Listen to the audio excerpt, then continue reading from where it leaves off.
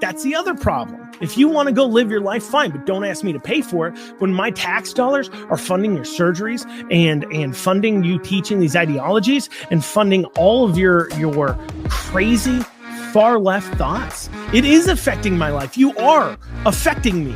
You are forcing me at gunpoint to pay for your ideology. That's the issue. I can mind my own business. Can you mind yours? And more importantly, can you stay out of my pocketbook?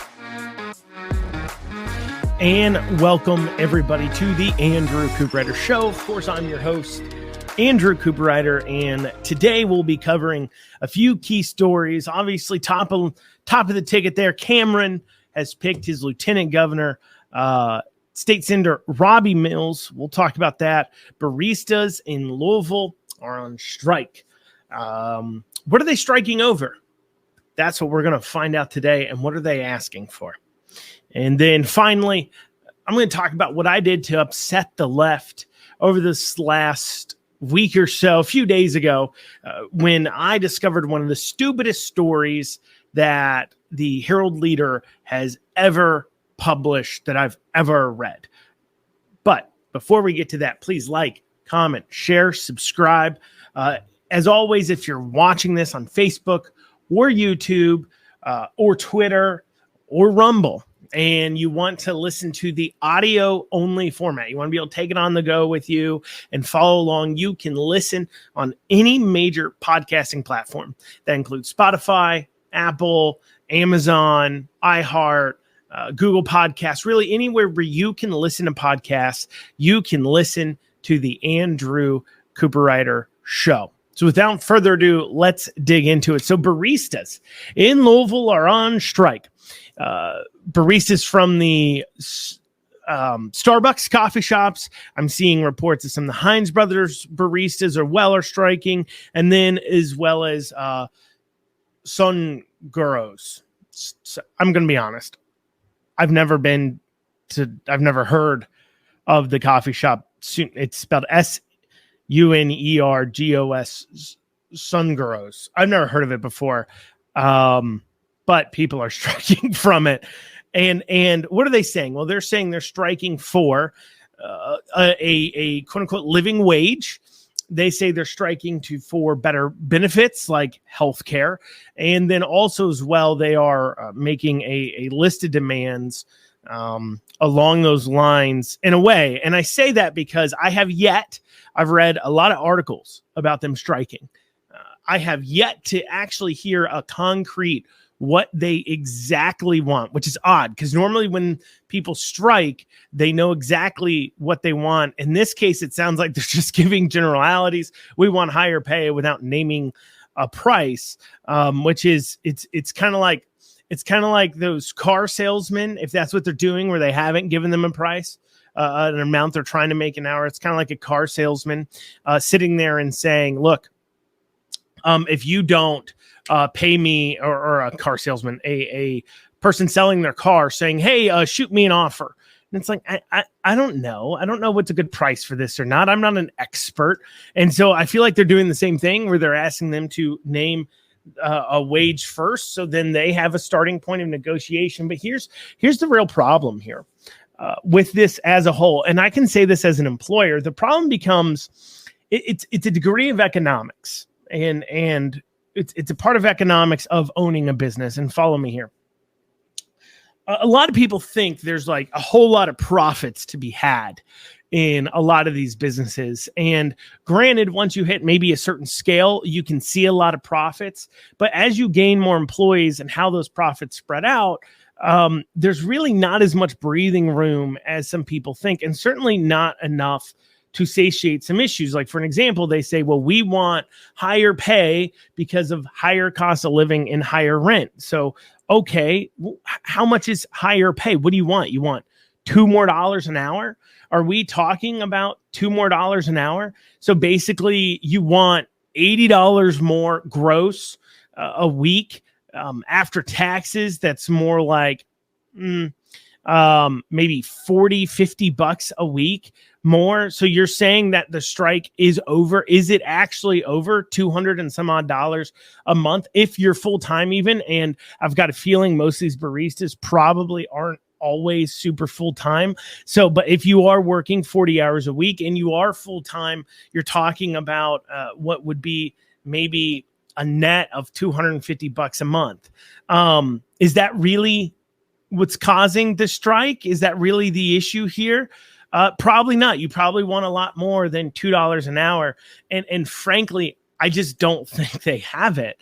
A lot of these companies don't. You can look at companies like Starbucks and say, what do you mean Starbucks doesn't have it? Their CEOs make millions upon millions of dollars. Or you can look at owners saying, oh, they're profiting thousands of dollars. But the problem is okay, let's break down the math here. Let's say an amount of money to get these people back to work is $5 an hour.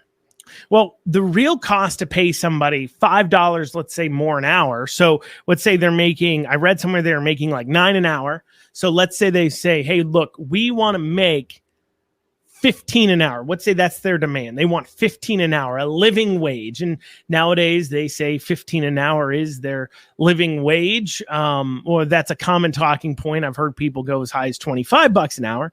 But let's say they say we want $15 an hour. And so you want them to go from 9 to 15. Well, the real cost, by the way, of paying you $9 an hour is actually more like $12 to $13 an hour. Why? Well, first you have occupational tax. That's a tax here in Kentucky that is charged to the employer based upon their size of payroll. Then you also have workers' comp and unemployment, which is charged as a percentage of your payroll. And then when you look at your income tax at the federal level, when you look and you see you're paying Social Security or Medicare or Medicaid or what have you, your employer is matching that too as well. So in order for an employer to pay you $10 an hour, it really costs them 15. So if they're paying you 9, it's really costing them 13. If you want 15, it's really going to cost them $20 an hour to be able to pay that. And it's so funny when you hear people upset about their pay, but they don't turn around and say, hold on, there's this entity in this mix, the government, that is making a significant amount off my labor. They're making 30 to 40% of my paycheck they take. And then on top of that, they're charging my employer another 30 to 40%, if not more, of what I make. They're making just as much off a labor hour that I work as I do. The net amount I make per hour, the government's making per hour. Like, that's out of control. And they should be calling that out. Instead, they go after the employer and say, look, I need you to pay me more money.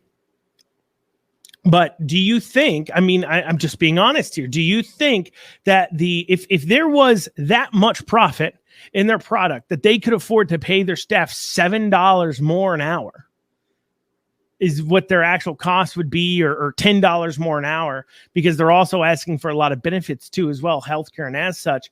Do you think that if they had that kind of profit in their coffee, that they would not pay that? Do you not think that it would solve a lot of their hiring issues, if they're having any, and attracting people in, obviously? And that's the other strange part about striking, especially when you're a barista, to be quite honest, is there's like a lot of other jobs out there. It's not exactly like you are working a job like, I don't know, a welder. And this is one of the only companies in the area that hires welders. You're working in the food industry, in the service industry, and there's a lot of other people hiring for servers and staff within the food industry. And if you're saying, look, I want to make more than 15 an hour, there is a lot of opportunity to make more than 15 an hour. I mean, servers make way more than that. So what they're saying is I don't want to change my job. I like this parts of my job. What do they like about being a barista? They probably like the culture. They probably like the slow pace work style, that it's not quite like working in other fast food industries. I'm telling you, this is somebody who operates a coffee business. It's that is one of the attractive things I know of working at a coffee shop compared to working at another restaurant. I've owned restaurants at the same time I've owned coffee businesses, and I can tell you that the pace of work at a coffee shop is actually not generally is high, especially if it's a sit down, one of these new agey coffee shops. It just doesn't have the same pace to it. And with that in mind, not having that same pace to it, it's an attractive working environment. But the reason why you're being paid what you're being paid is it's a trade-off. You get this work environment, you get this pace that you like, that makes it to where you don't want to go get a job in a more fast-paced, harder working environment where you'd make more money. And that is because you're being paid this amount. That's what they can afford to pay you. If it was more fast-paced and had more going on, then they can afford to pay you more because they'd have more revenue. I mean, frankly, I just think they just don't have it. And what some of these quote unquote unions and groups, because we're seeing the UPS start to strike too as well. It's not a matter of, and this is just to be honest, it's not a matter of you want to be paid more and the employers better dish it out of their pocket. Like I said, they don't have it. Go through the math here. Do you really think your employer, the employer of a coffee shop is making even $5 in profit an hour off the hours you work? They're not. They're really, really not. And what you're asking for is going to cost significantly more than that. Higher pay, that it's actually different because, as I covered earlier, what do you want? $2 more an hour? That's not really going to affect your life. And it's certainly not something generally people strike over. I would hope they're asking for a lot more if they're going to actually strike about it. And what's funny too, as well, is this protest rolls into a protest that started last month at some Starbucks that were upset that they were told they couldn't put up pride decorations in certain areas because obviously Starbucks was concerned about alienating customers too much.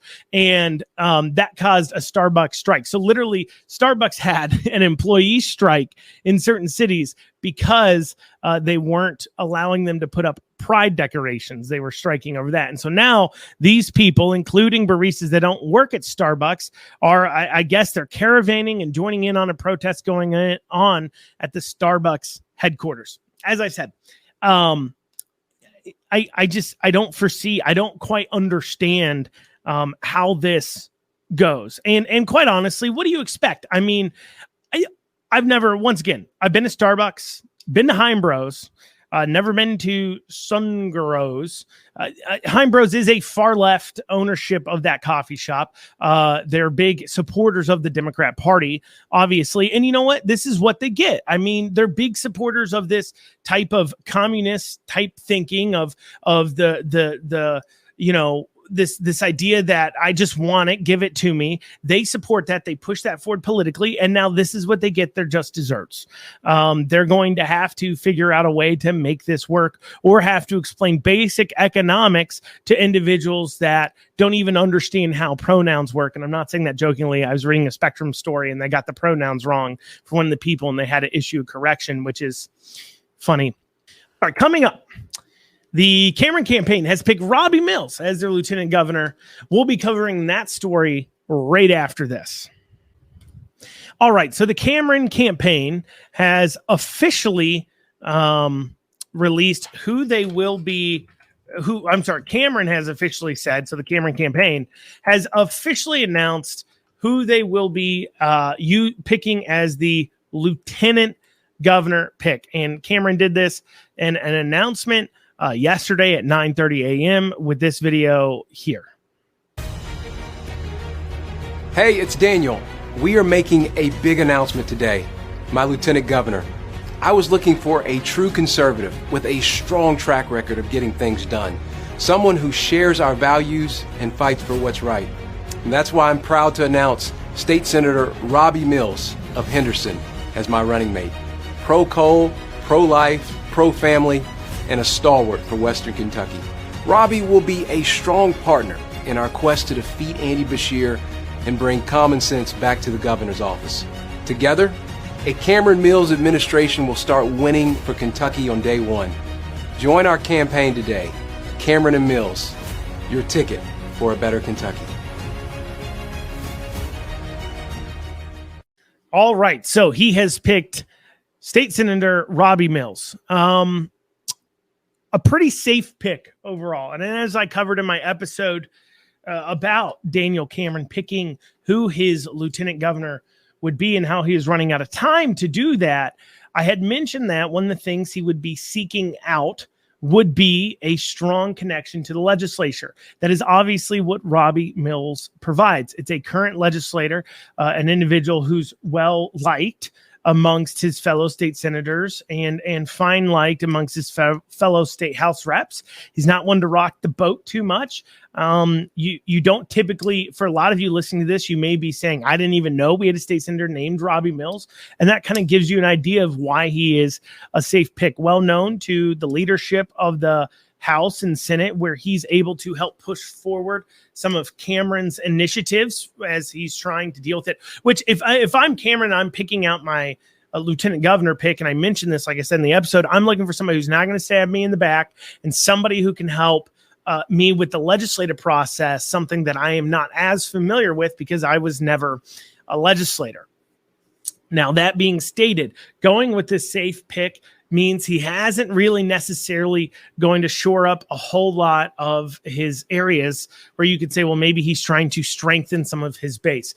I don't think Robbie Mills necessarily brings in a whole lot of money. Robbie Mills is a Western Kentucky. He's Henderson and is where he lives, but that kind of 4th state Senate seat there is the area he covers there out west in the Purchase area. And he doesn't, I mean, obviously he can help you in that area, rural area. He wins.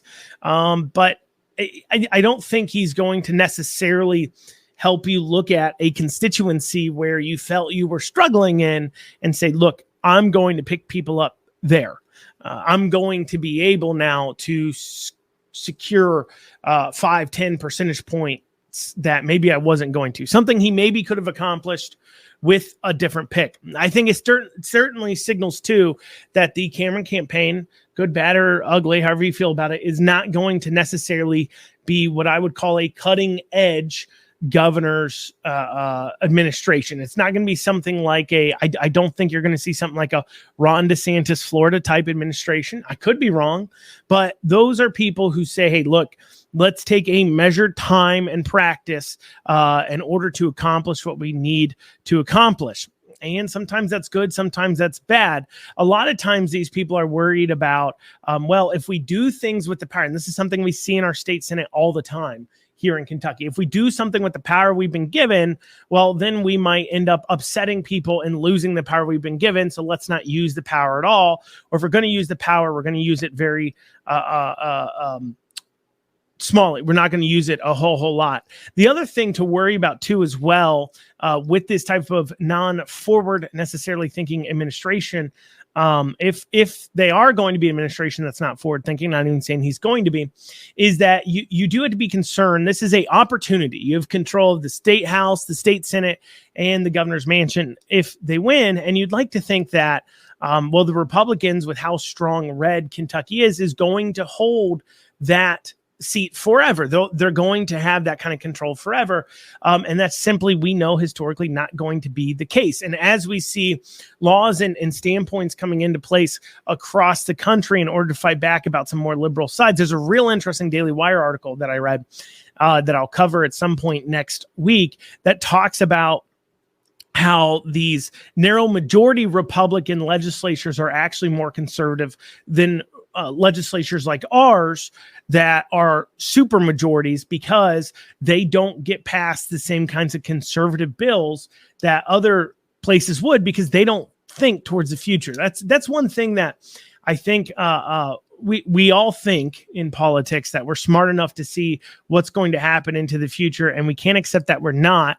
And we hope for the best, but we should be planning for the worst. And what I see out of our legislature, generally speaking, is they just hope that Republicans will always have power and are not doing what they need to do, passing laws they need to pass, getting things done they need to get done in order to protect constituents in Kentucky from what would be a more far left viewpoint. Or rather, maybe it is that Kentucky politics really hasn't changed. Just the initials next to the names has, as nationally, the Democrats have gotten farther and farther left, but the original ideas of the Republican government, of a smaller government, lower taxes, less involvement with your local governments too as well, while at the same time making sure that if we're going to be taking money from you, it's being spent well. Those kinds of beliefs are not quite as prevalent in the thought process, as evident based upon Republicans passing budgets after budgets that only grow, bill after bill that requires higher tax revenues. That's not the marks of a smaller government, conservative Republicans. And so certainly we're going to be seeing a struggle if we move into having an all Republican government to actually get them to do some things that need to be done and look out for the future. And I don't think the pick of Robbie Mills, while safe, doesn't exactly communicate that we're going to see anything too massively strong. Am I saying you don't vote for Kim? Of course not. I'm saying that, I don't know with that pick if I'd necessarily expect gigantic leaps and bounds and conservative policies getting done. It's not exactly like we basically, I don't think we'll have people at the wheel that really want to push it. Maybe that's good, maybe that's bad. Depends on your opinion on that.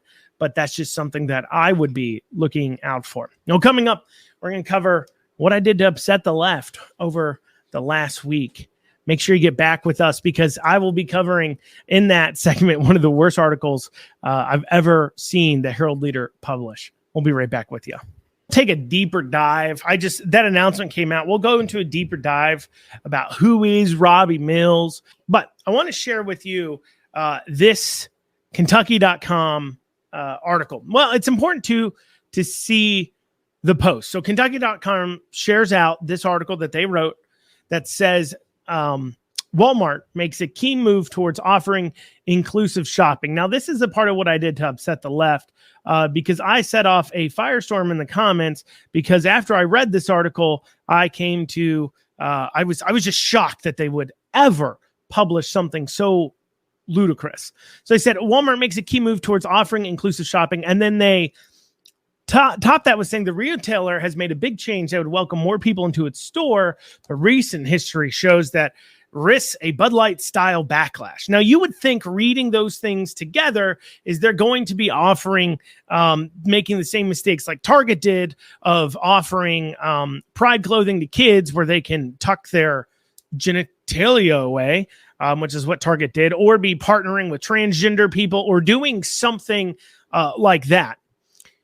But no, what they're really talking about is something entirely different. And clearly this writer, Daniel Klein at The Street that they're publishing here, clearly is trying to overreach. This is not an opinion article, by the way. This is labeled as a business article and draw conclusions and trying to say that Republicans and conservatives as a whole are just always upset at any store changing or doing anything for anybody. And so let's go over what Walmart, let's read this article. The word inclusive has become a loaded one, at least for some people on the right side of the political aisle. Chick-fil-A, for an example, a company known for its owners' religious views and far-right beliefs when it comes to LGBTQ+. I love how they call it far-right beliefs. Christian beliefs are far-right beliefs now, because that's what, and immediately when you see that in an article, that tells you everything you need to know about this individual and what he thinks about people that hold Christian beliefs. But leave it to somebody like you have this hometown newspaper in a rural Kentucky, not rural Kentucky, but you have this hometown newspaper in conservative Kentucky. And of course they're publishing articles where they say basic Christian beliefs about things like the LGBTQ ideologies are far right. It's just the mainstream for literally decades upon decades upon decades, literally up until just the last couple of years, is not far right. But we continue. Chick-fil-A, for an example, a company known for its owners' religious views and far-right beliefs when it comes to LGBTQ+ issues, faced boycotts when it placed a job ad hiring a vice president in diversity, equity, and inclusion. Florida Governor Ron DeSantis has also made inclusive a negative word, a part of his so-called war on woke. I'm skipping parts of the article to get to what's important as I'm reading this. DeSantis, along with former President Donald Trump and right-wing news media, have made inclusive a negative word that connotates some sort of liberal pandering. It's actually defined by the Oxford Dictionary as aiming to provide equal access and opportunities and resources for people who might otherwise be excluded or marginalized, such as having a physical or intellectual disability or belonging to other minority groups. Okay, so the first thing they need to understand about making inclusive negative, it is not conservatives that have made inclusive a negative word. It's the far left that has made inclusive into what it means. They stamp this nice sounding word like, we just want everything to be more inclusive in order to prey on the niceties of people like you and I, in order to excuse crazy ideas like, if you're not willing to buy into the lie that a guy can become a girl and then should be allowed to use bathrooms and locker rooms in front of other women, well, then you're not being inclusive enough. That is what they're doing. It's not just the word inclusive. It's what they're doing with the word, and somehow doing this inside outside game of saying that, oh, well, because the left has taken a word to mean something it never means to prey on the nicety of others. That's just Republicans attacking on an issue. I continue in the thing though. That seems like a noble goal, not an attack on America. Now, Walmart, another chain known for its right-leaning founding family, has made a move that to make its stores more inclusive. So what has Walmart done? Well, essentially what Walmart has done in this place is they're trying to make their shopping. There's 2 hours of shopping they're doing in July and into August as school's starting for sensory-friendly hours. What's this involve? Well, pretty much from 8 to like 10 a.m. and a lot of stores are going to turn off the music, turn off the TVs, and dim the lights. So it's more sensory friendly for kids that have that issue with sensory issues while they're doing their back to school shopping. Why would anybody on the right ever target that? Why would anybody ever do that? Why are you comparing? See, and this just goes to show why would anybody on the right have an issue with it? Like they say here, like literally in the article, they say, because it's been traditionally a company with conservative leadership, Walmart seems to get less scrutiny from the right than rival Target. Both companies, for example, sell Pride merchandise, but only Target faced a backlash from right-wing shoppers for doing so. Let's be clear. Let's be very clear. It wasn't just Target selling Pride merchandise. It was Target selling clothing for children to hide their genitalia, to tuck their genitalia in. So that way children can be transitioned. That's the problem. That was the issue with Target, was this sexualized fantasy of children that they were promulgating while also pushing forward an idea and creating clothing lines for kids to change their genders. That's the issue. That's what everybody has a problem with. Literally, nobody cares with who you're going to sleep with at night. Nobody cares about those things. They care about it being shoved in their face, and they care about you victimizing children. And there's nothing healthy or right about a 7-year-old, 8-year-old, 10-year-old child thinking they're another gender. It's not healthy. Anyways, they continue. Now the chain risks angering its core audience and creating a Bud Light-style backlash by making a change for the back-to-school shopping season. The company detailed change in press release under the headline, creating a more inclusive shopping experience. So this article is taking the honest standpoint that they believe you and I, conservatives, are going to protest Walmart for offering sensory-friendly shopping hours. A Bud Light style backlash.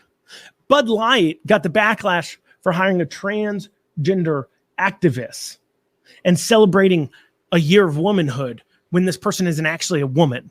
That's what Bud Light got in trouble for. This isn't the same issue. And trying to conflate the two is clearly this article writer's attempt to paint conservatives as some sort of mob that hates people with actual disabilities, children that have sensory issues, and say that, oh, they hate everybody other than straight, white, normal people. And this was labeled as a business article. It's disgusting. And so on Facebook, in this article, I commented simply this. I said, this has got to be one of the stupidest articles I have read from you. You honestly think Walmart will get a boycott for dimming lights, lowering music, and turning off TVs from 8 a.m. to 10 a.m. for sensory sensitive people.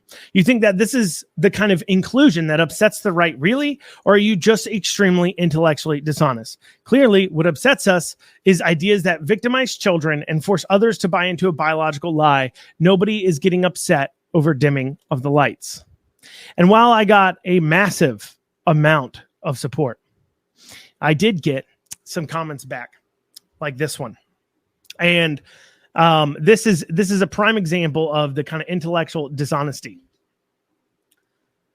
Nobody's actually forcing you to buy into a biological lie either. That is the lie.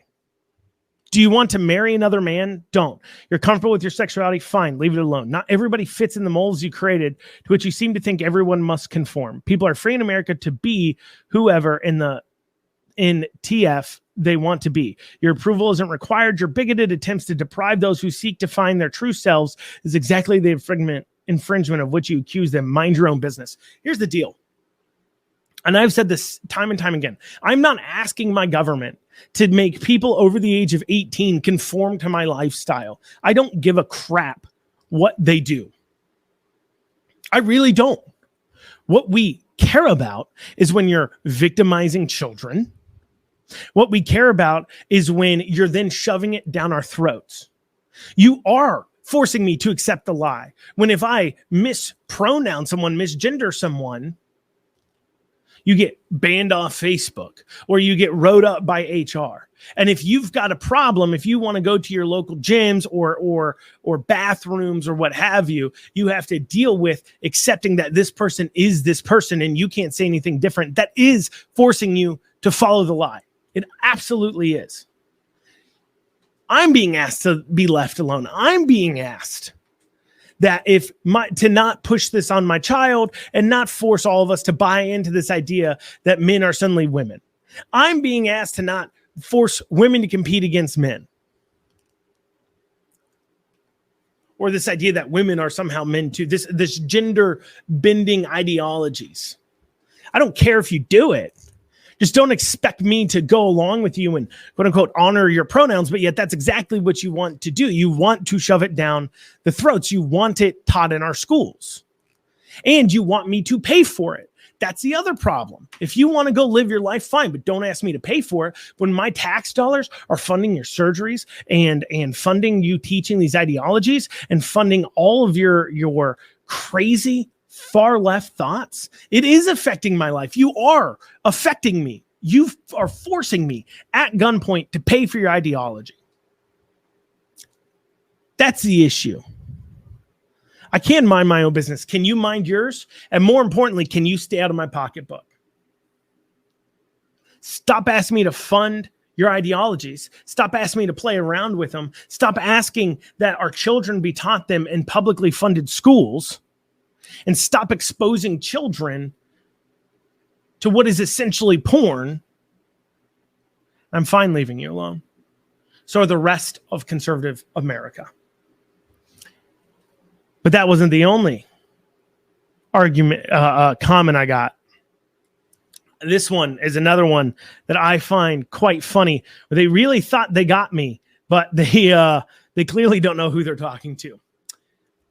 Andrew Cooperrider, what's your take on Catholic and Baptist churches and the Boy Scouts? I don't hear a lot from your side about those organizations or Matt Gaetz. Come to think of it, the congressman. So I get the impression that victimizing children is negotiable. First off, I don't care if there's an R or a D next to your name. If you're victimizing children, you deserve the harshest of punishments. See, that's the thing. I can be honest. Yeah, if there are Catholic or Baptist, whatever churches or priests that are victimizing children or molesting children, those priests should absolutely be held accountable. They should be sent to life in prison, possibly execution. I mean, literally endless list of punishments they should receive for doing such horrific things. I don't care. That's the point. I don't care what ideology you're pretending to have, or what ideology you're using to excuse the way you're treating children. It's wrong if you're abusing them. I can remain that kind of consistency. But this person, of course, wants to play this. Well, the other side's so this impression that victimizing children is negotiable. What's funny, too, in this comment, they're also stating that they acknowledge that this is victimizing children and that is a real issue. I cannot. It is crazy to me to hear some of the left's intellectual. This is their intellectual arguments. We hear this time and time again. They make arguments that prove our points. Well, we're not victimizing children, but if we were, you should be caring about these other people victimizing children too as well. I care about it all. Or these comments of saying, we're not trying to affect your life as we want you arrested for misgendering, or we want you to fund our far left ideas. It's just, once again, not very intellectually honest. Well, guys, that's what we have time for today on the Andrew Cooperrider Show. Thank you all so much for tuning in. We'll be back here with another show next weekday at 1 o'clock. Remember to like, comment, share, and subscribe. Have a great rest of your day.